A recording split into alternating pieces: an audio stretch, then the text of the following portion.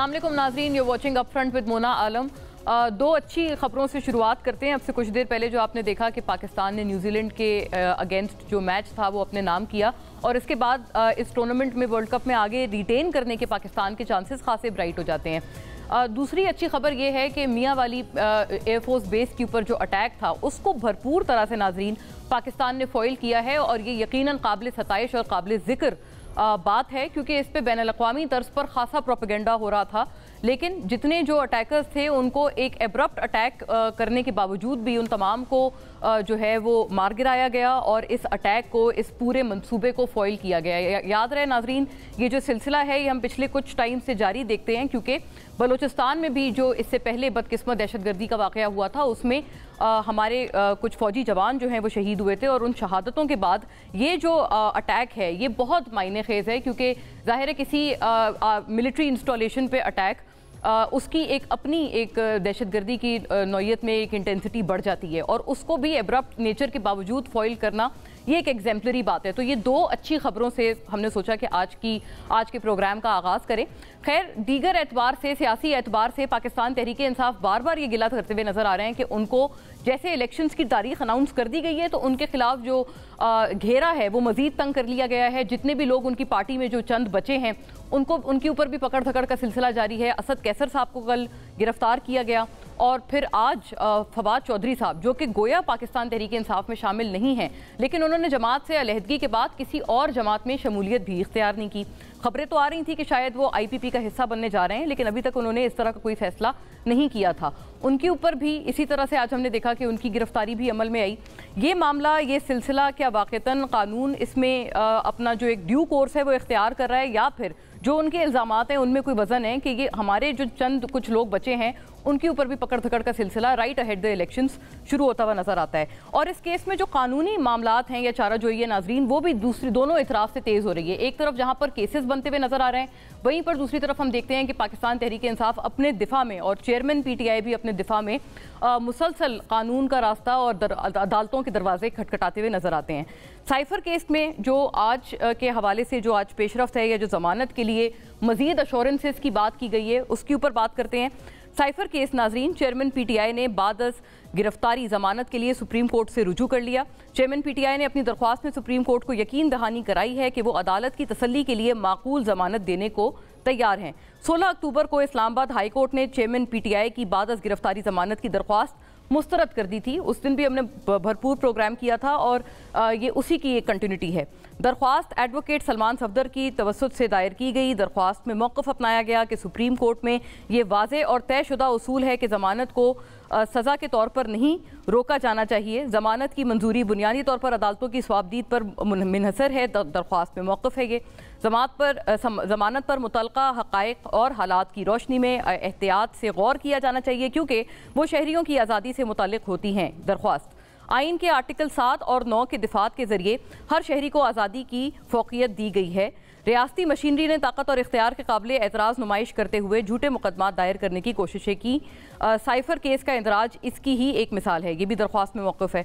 16 अक्टूबर के फैसले के खिलाफ अपील मंजूर की जाए और चेयरमैन PTI की साइफर केस में बाद गिरफ्तारी जमानत मंजूर की जाए। साइफर केस का आगाज़ सेक्रेटरी दाखिला के हुक्म पर किया गया और FIA के जरिए अमल में लाया गया। ये दरख्वास्त गुजार को सियासी इंतकाम का निशाना बनाने की कोशिश है और ये इसी एक इल्ज़ाम की कंटिन्यूटी है जो कि तहरीक इंसाफ मुसलसल तौर पर आयद करते हुए नजर आते हैं। और इसी को अगर हम क्लब करके देखें तोशा खाना फौजदारी केस में हुई अहम पेशरफ्त के साथ, तो नाजरीन, चेयरमैन PTI की मरकजी अपील इस्लामाबाद हाई कोर्ट ने 7 नवंबर को समाअत के लिए मुकर्रर कर दी और ये इसमें एक अहम पेशरफ्त है। चीफ जस्टिस आमिर फारूक और जस्टिस तारिक महमूद जहांगीरी समाअत करेंगे। अदालत ने इलेक्शन कमीशन को अपील में नोटिस जारी कर रखे हैं, जबकि चेयरमैन PTI ने 5 अगस्त के ट्रायल कोर्ट के फैसले को चैलेंज कर रखा है। ज़ाहिर है नाजरीन, जो ऑब्जेक्टिविटी है दैट शुडंट डाई। जो मामले में जो लीगैलिटीज़ हैं और किसी का भी जो ड्यू लीगल प्रोसेस का एक मरहला है वो भी कहीं पर भी उसको सबुताज होना या उसको ख़त्म होना नहीं चाहिए। और ये एक बेसिक प्रिंसिपल है जो कि सबके लिए यकसा रहना चाहिए। दूसरी तरफ नाज़रीन, PTI चेयरमैन की तरफ से भी ये जो इल्ज़ाम उनके एक वकील ने आफ्ताब बाजवा साहब ने आयद किया था कुछ रोज़ पहले, उनके अपने ही टीम के दूसरे मेंबर ने और पीटीआई के जो डॉक्टर्स टीम है, ख़ासतौर पे इमरान खान साहब के जो करीब हैं, उन्होंने ही उस इल्ज़ाम की तरदीद कर दी। तो ये भी इस तरह की चीज़ें और ये अनवारंटेड चीज़ों से भी गुरेज करना चाहिए, ख़ास तौर पर जब इस तरह की सिचुएशन हो और सेंसिटिव मराहिल हों। आफ्ताब बाजवा साहब ने पहले एक इल्ज़ाम लगाया और वो बहुत संगीन इल्ज़ाम था, स्लो पॉइजनिंग का संगीन तरीन इल्ज़ाम उन्होंने लगाया। सुनिए उन्होंने क्या कहा। आज खान साहब ने हम सब वकला को बता दिया है कि उनको स्लो पॉइजनिंग हो रही है, उन पे पहले 2 दफा हमला हो चुका है। ये पूरी कौम को मैं अपनी तरफ से मैसेज दे रहा हूँ कि आज वकला के दरमियान खान साहब ने ये बात कही है कि मेरे साथ स्लो पॉइजनिंग हो रही है, मुझे घर का खाना नहीं दिया जा रहा, मनमानी कर रही है, ISI कर रही है। और बार कहा है कि मुझे स्लो पॉइजनिंग हो रही है, मैं महसूस कर रहा हूँ मुझे स्लो। जी नाज़रीन, लेकिन शायद आफ्ताब बाजवा साहब ने ये इल्ज़ाम आयद करने से पहले शौकत खानम के अपने ही डॉक्टर से रुजू नहीं किया, क्योंकि डॉक्टर फैसल सुल्तान इसी इल्ज़ाम की नफ़ी करते हुए नजर आए कुछ इन अल्फाज में। डॉक्टर साहब ये बताएगा, गुज़श्ता कई रोज से एक बात चल रही है कि खान साहब को स्लो पॉइजनिंग की जा रही है, इसमें कितनी सदाकत है? आपने भी चेक किया? मुझे जो मैंने उनको देखा और जितना तिब्बी मायना या ब्रीफली उनको एग्जामिन किया और उनको देखा, उसमें मुझे तो ऐसी कोई चीज़ वाज़े तौर पे नहीं नज़र आई, और वो बल्कि हशाश और खुश और एक्टिव और जैसे उनका नॉर्मल सेहत अच्छी है उसी तरह मुझे दिखे और उसी तरह से नज़र आए। तो ना सिर्फ नफ़ी नाज़रीन बल्कि बाकायदा उनकी सेहत के हवाले से उन्होंने अच्छी रिपोर्ट्स दी कि चेयरमैन PTI खुशबाश हैं, सेहतमंद हैं, और इस तरह की बातों में दूर दूर तक कोई सदाकत नहीं। So this also should be refrained. और जब हम ड्यू कोर्स ऑफ लॉ की बात करते हैं तो इन तरह के इल्ज़ामात जिनके अपने कोई ग्राउंड्स नहीं होते, उनको भी उसी तरह से अवॉइड होना चाहिए। दोनों इतराफ़ से हम ये बात कर रहे हैं। स्टे विद अस नाज़रीन, एक ब्रेक के बाद हाजिर होते हैं।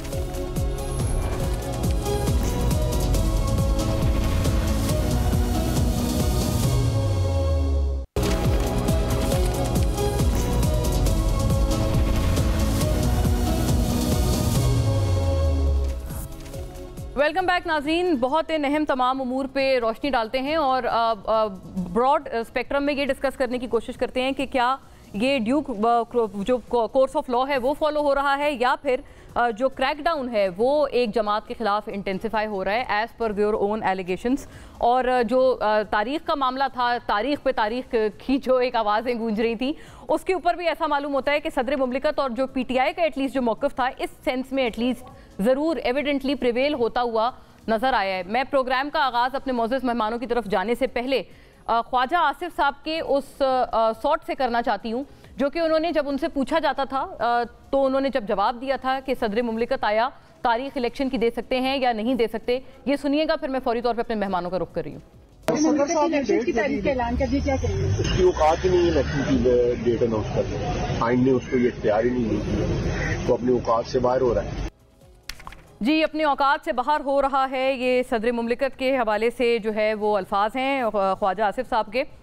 फौरी तौर पे अपने बड़े डेकोरेटेड गेस्ट पैनल का रुख करती हूँ। डॉक्टर तारिक फजल चौधरी नाज़रीन, पाकिस्तान मुस्लिम लीग नून के स्टॉलवर्ड साबिक वफाकी वजीर, हमें ज्वाइन कर रहे हैं तमाम तर बहस में अपनी जमात के मौक़िफ़ और पर्सपेक्टिव्स के साथ। वेरी वार्म वेलकम सर आपका।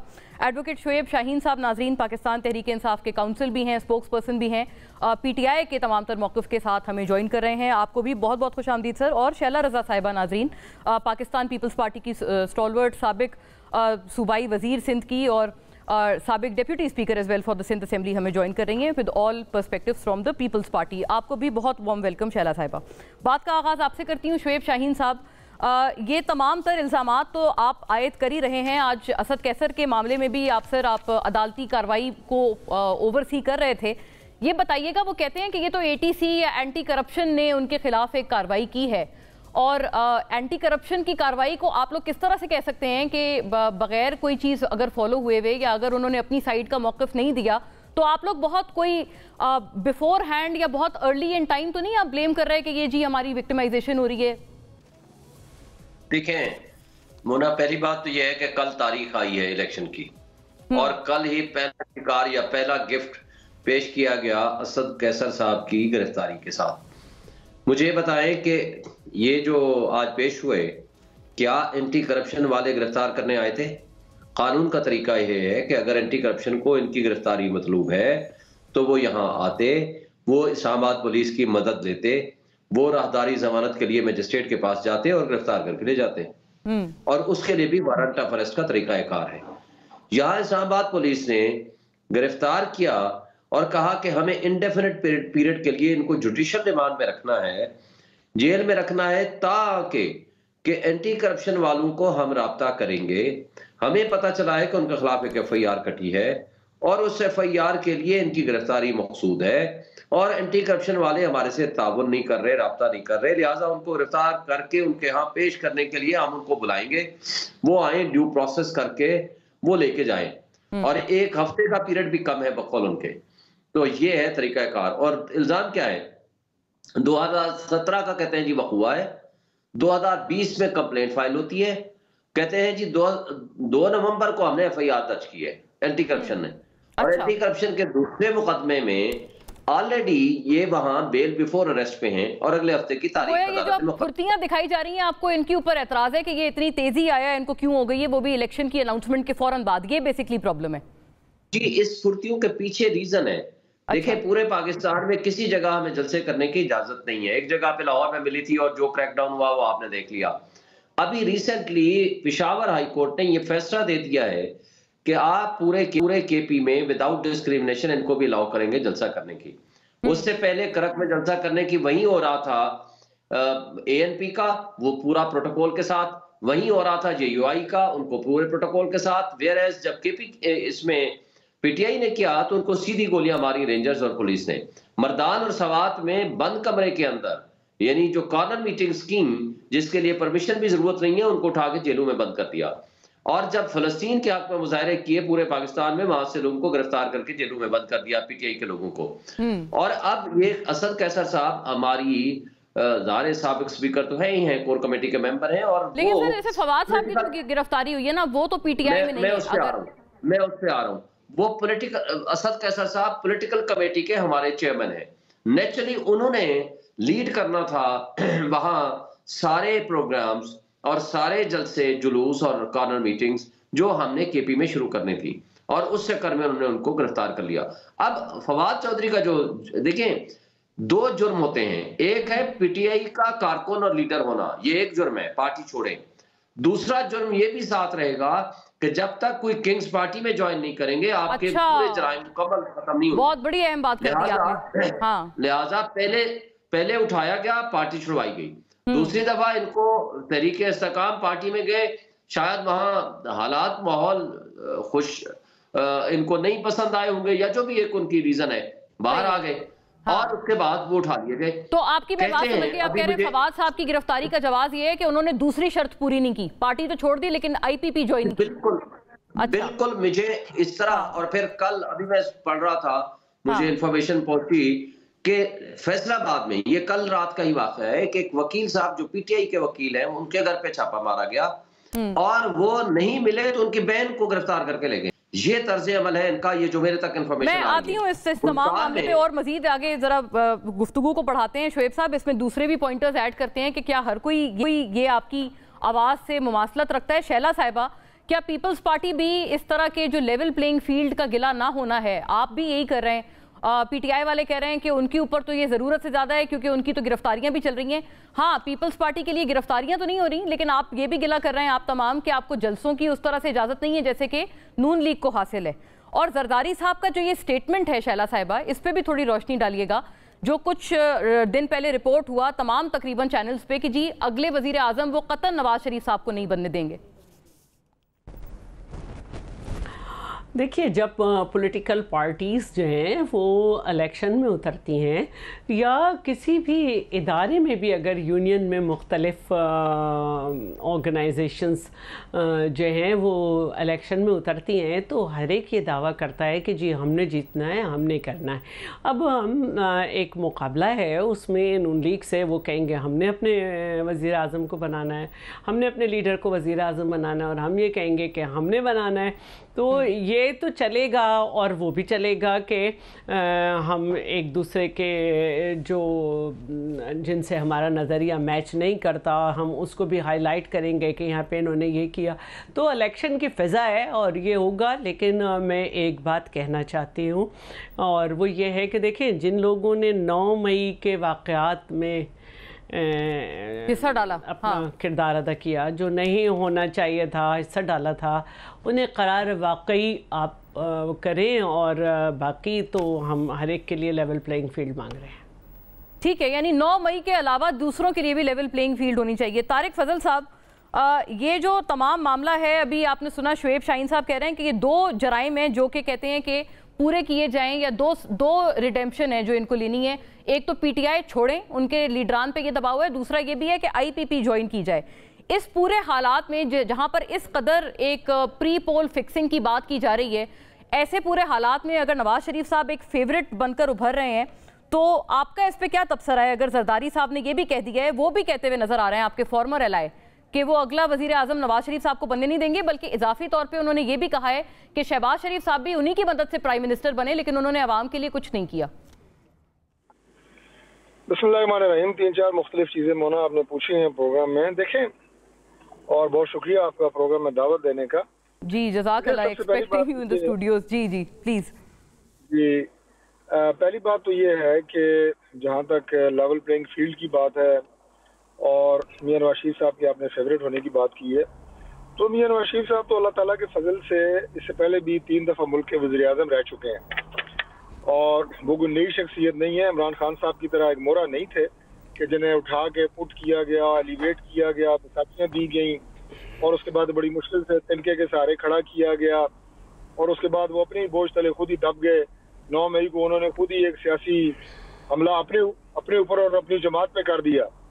तो मियां नवाज शरीफ वो नहीं है, वो 3 दफ़ा मुल्क के मुंतखब वज़ीर आज़म रह चुके हैं, और इस वक्त अगर फेवरेट हैं अल्लाह ताला के फजल से, तो इसलिए फेवरेट हैं कि अपने जो 3 अदवार उनके बतौर साबिक वज़ीर आज़म है, उसमें लोगों को उनके काम याद है। लोगों को पता है कि लोगों ने जब मियां नवाज शरीफ 3 दफ़ा वज़ीर आज़म रहा तो उसने मुल्क के लिए क्या किया। ये बड़ी सिंपल सी बात है। बाकी लेवल प्लेइंग फील्ड जरूर होनी चाहिए, और जैसे कि अभी प्रोग्राम में आपकी बात हो रही थी कि जो 9 मई के वाकयात हैं, अच्छा बड़ी मजे की बात यह है कि सब उसको सबसे पहले करते हैं, हम उसकी मजम्मत करते हैं, और उसके बाद जो लोग 9 मई के वाकयात में मुलव्वस हैं फिर उनका दिफा करना शुरू कर देते हैं। तो एक काम करें ना, या तो कहें 9 मई के वाकयात जो हैं वो ठीक हुए हैं, जायज हुए, बड़ी दिलचस्प बात है, और जिन लोगों ने वो किए हैं, कराए हैं, मनसूबाबंदी की है, वो तो बड़े ही जबरदस्त लोग हैं। या तो ये करें, ये 2 स्टेटमेंट एक वक्त में ना देना, ये कंडेम भी करते हैं और जो उसके जिम्मेदारान हैं उनसे हमदर्दी भी है, उनकी वकालत भी कर रहे हैं। यानी दोगला मयार आप कह रहे हैं ये है? हाँ, दोहरा मयार है, 100% दोहरा मयार है। जो क्या था पीटीआई की वो मुलव्वस है 9 मई के वाकयात में, उन्हें अपने आप को क्लियर करना होगा। ये तो बड़ी स्ट्रेट बात है, और मैं बिल्कुल ये नहीं कह रहा ना, हम ये चाहते हैं कि 9 मई के वाकयात में किसी बेगुनाह को सजा हो। कई उसमें ऐसे खानदानों के चश्मो चिराग भी हैं जो अपने खानदानों की उम्मीद है, जिनके ऊपर खानदानों ने इन्वेस्ट किया है। कारकुनान की आप बात कर रहे हैं कि कारकुनान दरअसल बेकसूर है। बिल्कुल, हम बिल्कुल कहते हैं कि जो बेकसूर है उसे बिल्कुल सजा नहीं होनी चाहिए। दूसरी बात, ये जो लाइन बना के लोग तहरीक इंसाफ को छोड़ रहे हैं, शुएब शाहीन साहब मेरे भाई उस वक्त जमात में नहीं थे, शायद इन्हें पता नहीं है कि ये वो लोग हैं जो इस तरह लाइन बना के आपकी जमात में आए थे। हाँ, वही लाइन अब सर नून लीग के बाहर लगी हुई है।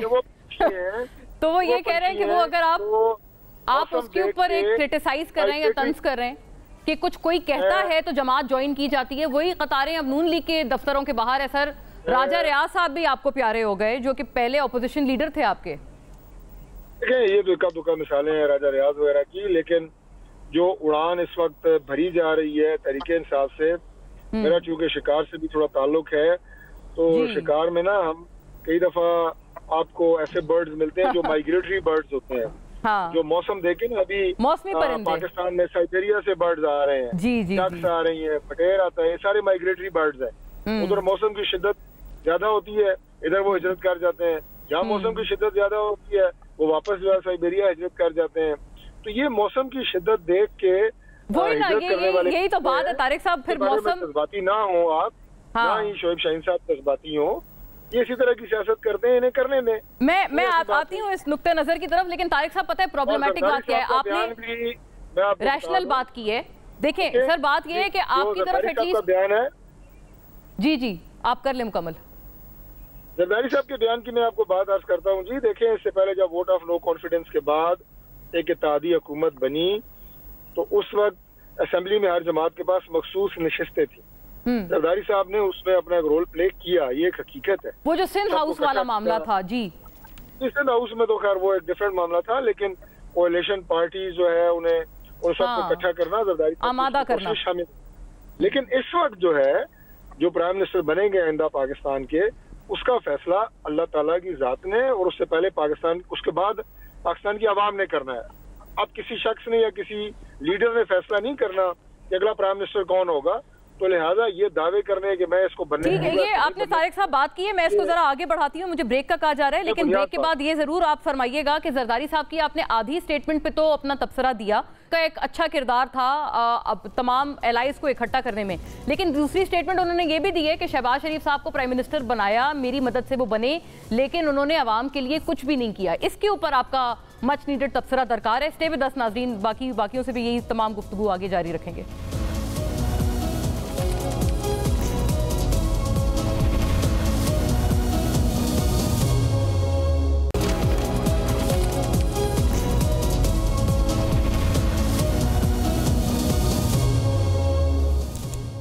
वेलकम बैक नाजरीन। बहुत अहम मामलात कुछ ब्रेक से पहले डिस्कस हुए और कुछ नए एंगल्स हैं जो मेरे लिए मैंने पहली दफ़ा सुने हैं। शोएब शाहीन साहब, ये जो नए 9 मई पे 2 मयार या दोहरे मयार की बात है, ये खासी इंटरेस्टिंग है। ये बिल्कुल बात सही है कि जब आगाज़ होता है बात का तो आप तमाम या PTI के जो रहनुमाएं शुरू ही यहाँ से करते हैं कि हम मजम्मत करते हैं, लेकिन फिर उन कैरेक्टर्स को डिफेंड किया जाता है कि जिनके बयानात मौजूद हैं, मतलब 9 मई पे और जिनकी वीडियो फुटेजेस मौजूद हैं, तो ये डबल स्टैंडर्ड्स हैं। तारिक साहब की बात आपने सुनी है। तारिक साहब की बात को मैं एक एक करके आपको ज़रा मुख्तसर सा जवाब देता हूँ। सबसे पहले उन्होंने कहा जी हम तो नवाज शरीफ साहब जो हैं वो आ रहे हैं अवाम की मदद से, और अवाम की मदद जनाब इमरान खान के लिए नहीं है, इनके लिए है। जो लास्ट गैलप सर्वे भी हुआ था उसके मुताबिक इमरान खान की पॉपुलैरिटी और इनके दरमियान ज़मीन आसमान का फ़र्क है। हाँ। और आपने खुद देखा इमरान खान नंबर 1, पार्टी तो खैर बहुत आगे है, आज भी वो 90% पॉपुलैरिटी है उनकी। इमरान खान नंबर 1, दूसरे नंबर पे साद रिजवी, तीसरे नंबर पे परवेज इलाही और चौथे नंबर पे जाकर नवाज शरीफ साहब का नाम आ रहा है। ये है लेटेस्ट सर्वे। अब आगे आते हैं, इनका कहना कि जनाब उड़ान भर के चले जाते हैं, उड़ान भर के आ जाते हैं। इसमें कोई शक है कि आज इनके पास जो उड़ाने हैं वो किसकी आशीर्वाद से हैं? मुझे सिर्फ, और उन्होंने कहा जी इमरान खान को तो पिक किया गया था और किसी के सहारे पे आए थे। मुझे ये बताएं कि इमरान खान को तो किसी जनरल जिलानी और जनरल ज़ियाउल हक ने नहीं कहा था कि मेरी उम्र इनको लग जाए, और उनके कंधों पे चढ़ के नहीं आए थे। ना IGI बनवाई थी, ना असगर खान केस में जो सबूत मौजूद हैं पैसे लेके, ना जो अखाड़ पछाड़ और इक़्तिदार के ऐवानों में जो कुछ गंद घुलता रहा, उसके सरे फहरिस्त अगर नाम आएगा तो वो नवाज शरीफ साहब का आता है। वो आज भी वो केस हल तलब है और उसके ऊपर कोई डिसीजन नहीं आया। उससे आगे आप जाएं, ये बता दें कि जब ये डील करके परवेज मुशर्रफ के साथ 10 साल के लिए चले गए थे, या उससे पहले मुस्लिम लीग तो थी, जुनिजो ग्रुप, जुनिजो के को पैदा किया गया, और फिर आप देखेंगे मुस्लिम लीग काफ कैसे पैदा हुई थी, इनका 200 MNA कैसे छोड़ करके जी वो भी उसकी इंसेप्शन, वही काफ लीग। अब मजे की बात है, आप में जम हो गई है ना उसका एक बहुत अहम हिस्सा। तो बहरहाल उसके बाद शोएब साहब बात ये, मैं 9 मई पे थोड़ा अर्ज कर दें वो जो असल सवाल था। जी प्लीज। मैं 9 मई वाले वाक़े पे अब दोहरे मेयार की बात करता हूँ। दोहरा मेयार कौन कर रहा है? दोहरा मेयार ये कर रहे हैं या इदारे कर रहे हैं? मसलन आप मुझे बताएं, पहली प्रेस कॉन्फ्रेंस IG पंजाब की आई थी, आप उसकी जरा वीडियो भी निकाल के चेक कर लें। उसने कहा पहला मुजरिम जो है, मुल्जिम है मुराद रास, उसकी 27 कालें हैं। हाँ। और जियो ऑफेंसिव का ये IG पंजाब की प्रेस कॉन्फ्रेंस, एक दिन वो जेल में रहता है, अगले दिन प्रेस कॉन्फ्रेंस करता है, किंग्स पार्टी का हिस्सा बनता है, वो दूध का दूल्हा हो गया। दूसरा मुझे ये बता दें, अंदरीब अब्बास ने 3 दिन पहले प्रेस कॉन्फ्रेंस करके अपने आप को फ्री कर लिया, और ये वो शख्सियत हैं जो खदीजा शाह की गाड़ी में एहतजाज करने के लिए जा रही है। जी ये बात सही है, सेम सारी सिचुएशन। और एक बात आप बता दो, जो 9th में है उसके साथ उसको एक आड़ और बुनियाद बनाकर पॉलिटिकल वर्कर्स का इस्तेहसाल, लीडर्स का इस्तेहसाल, हमने क्या कहा था आपको याद है, आज भी हमारा मुतालबा है। सर ये अहम बात आप कर रहे हैं सर, लेकिन जो लोग ऑन रिकॉर्ड हैं कहने के लिए कि जी जो भी चलें वहाँ चलते हैं, GHQ चलते हैं, शहरियार आफरीदी हैं, हसान न्याजी हैं, बहुत सारे लोग हैं। और यास्मीन राशिद साहिबा, उनको भी जब उनको लोगों ने कहा कि जी चले हम वहाँ जाना चाहते हैं कोर कमांडर्स हाउस, तो उन्होंने कहा हम चले साथ चलते हैं, वो भी फिर आप डिनाई नहीं कर सकते। एक बात बता दें, हाँ। आज मैं और आप सुप्रीम कोर्ट के सामने, सबसे बड़ा मोतबर इदारा सियासत का कौन सा है? वो है सुप्रीम कोर्ट। मैं जरा इनकी बात भी कर लूं, इन्होंने सुप्रीम कोर्ट पे कैसे अटैक किया था और कैसे हाईजैक किया था। अच्छा, बड़ी अहम बात है, सही। फेंक दें, लेकिन एक बात सिर्फ करके, लेकिन मुझे ये बता दें, कल मैं और आप सुप्रीम कोर्ट के सामने, पार्लियामेंट के सामने एहतजाज करने के लिए जाते हैं, मुझे बताएं ये जुर्म है? मैं और आप GHQ के सामने एहतजाज करने के लिए जाते हैं, ये जुर्म है? मैं और आप कोर कमांडर हाउस के सामने एहतजाज करने के लिए जाते हैं, ये जुर्म है?